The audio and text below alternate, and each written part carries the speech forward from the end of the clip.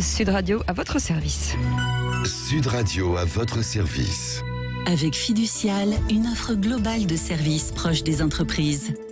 Et on parle des entreprises, des commerces, des professions libérales. On regarde l'actualité justement de toutes ces entreprises. Philippe Coy est avec nous, bonjour. Bonjour. Vous êtes président national de la Confédération des buralistes. Alors il y a un rapport parlementaire, Philippe Coy, qui a montré que la France perdait près de 3 milliards de recettes fiscales en raison de la vente illégale de tabac. C'est un constat terrible pour vous. C'est un constat malheureusement que l'on partage depuis de très nombreuses années, et ce rapport remis par la Commission des Finances en la personne de Ziet Kapark et Eric Wirth était attendu par la profession à la sortie du premier confinement, parce que ce premier confinement en mars 2020 a montré l'étendue de la consommation du tabac, le volume qui était échappé au réseau légal des buralistes. Il y a un marché parallèle légal, et là aussi, est-ce qu'il faut durcir les mesures autour des douanes transfrontalières ?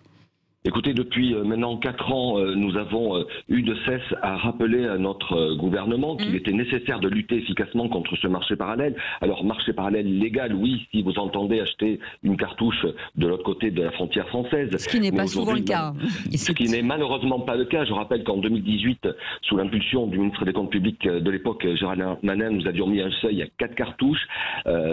Olivier Dussopt, en juillet 2020, a baissé ce seuil à 1 cartouche, mais malheureusement aujourd'hui, nous observons partout sur le territoire un marché qui se répand, un marché illégal et souvent maintenant issu de la contrefaçon et organisé par des bandes mafieuses. Il y a urgence à agir. Les douanes agissent déjà régulièrement sur le terrain, mais il faut aller plus loin. Alors, de façon un peu plus large, est-ce qu'il faut harmoniser peut-être la fiscalité sur le tabac, mais à l'échelle européenne pour le coup ? Il y a un vrai débat aujourd'hui en termes de santé publique, parce que c'est de cela qu'il s'agit à la base.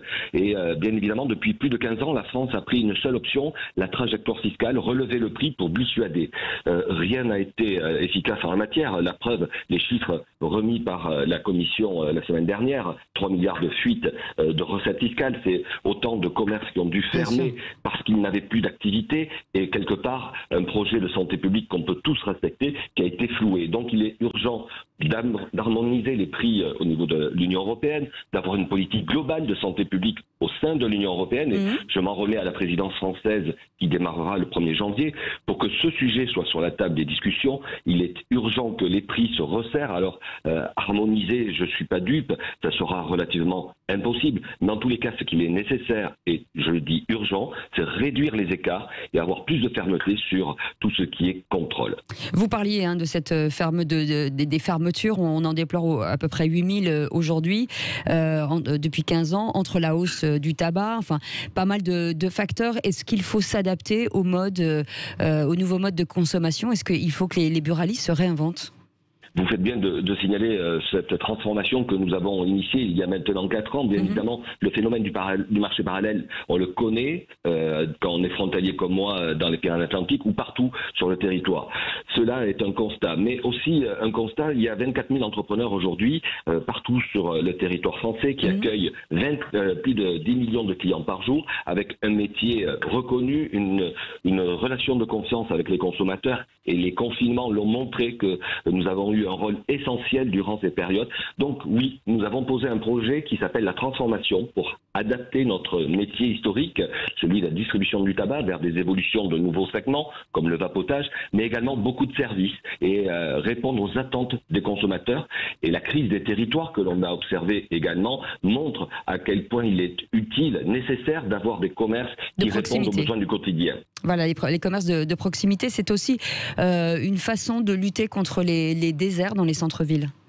C'est une façon de lutter contre tous les déserts, qu'ils soient ruraux ou urbains, parce que malheureusement, les centres-villes ont été aussi très impactés par la crise sanitaire. Beaucoup de populations, le télétravail est une des raisons. Les gens ont quitté les villes, et donc il y a beaucoup de souffrances économiques dans les centres-villes. Il faudra y avoir toute l'attention nécessaire, comme celle que nous portons aujourd'hui sur les territoires ruraux ou urbains, avec des offres de services.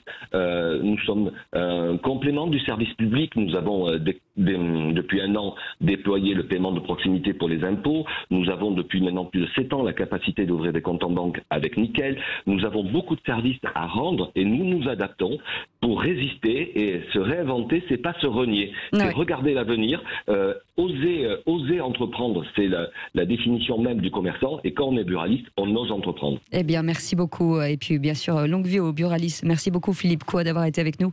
Président national des confédérations, justement, des buralistes. Restez là, c'est le Grand Matin Sud Radio. On vous souhaite un excellent réveil.